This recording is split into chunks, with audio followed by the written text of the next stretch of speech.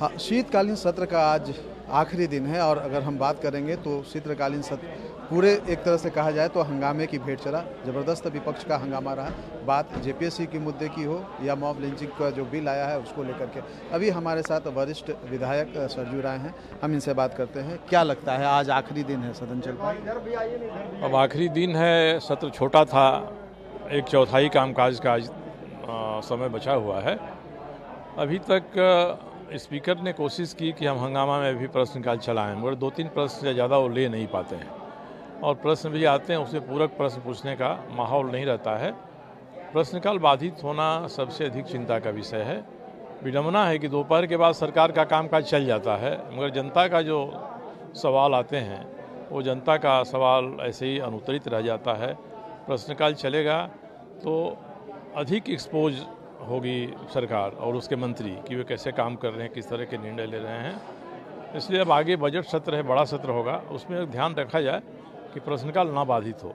अच्छा, अगर हम बात करेंगे इस सत्र के दौरान कई चीज़ें आई। जेपीएससी का मुद्दा आया, घोटाले से जुड़े हुए। हजारीबाग में पेयजल स्वच्छता विभाग के घोटाला है, अभी शौचालय घोटाला चतरा का आया, तो सदन में भी ये सारी मुद्दे उठे। मॉब लिंचिंग का बिल आया।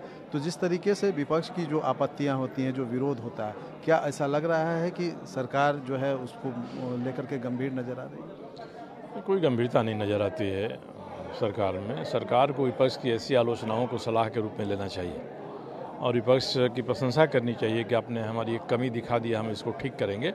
और यहाँ तो अपनी कमियों को ढकने तोपने की ही संस्कृति लंबे समय से इस राज्य में चली आ रही है और यही सबसे बड़ा कारण है कि गलत काम करने वाले बिना किसी डर भय के गलत काम करते रहते हैं। विधानसभा में प्रश्नकाल नहीं चलेगा तो ऐसे जो प्रयास हैं घोटालों के, उन पर कोई अंकुश नहीं लग पाएगा।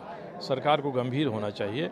विपक्ष कोई सवाल उठा रहा है इसलिए हम उस काम को ना करें, ये एटीट्यूड ठीक नहीं है सरकार का। सबसे बड़ी बात ये चीज़ नज़र आई इन विरोध के बीच में कि अधिकारियों का जो रवैया है, खास करके जनप्रतिनिधियों के सवालों को लेकर के, वो सही नहीं नज़र आता। आपने भी विशेषाधिकार हनन का प्रस्ताव लाया, अभी सीता सोरेन भी धरना पे बैठी हुई हैं और उनका कहना है कि जो सवाल उन्होंने किया था और जो जवाब आया वो सही नहीं था।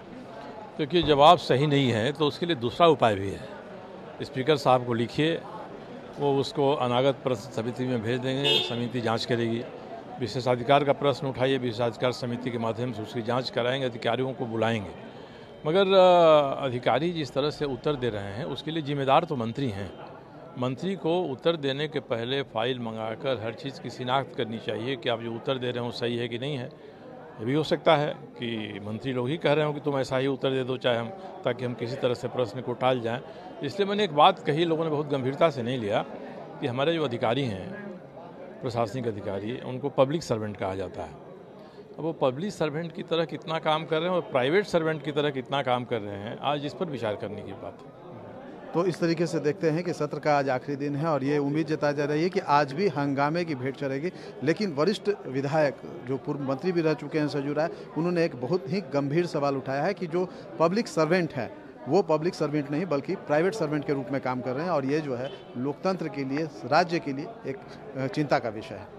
कैमरा पर्सन नलिन के साथ मनोज, कशिश न्यूज, रांची।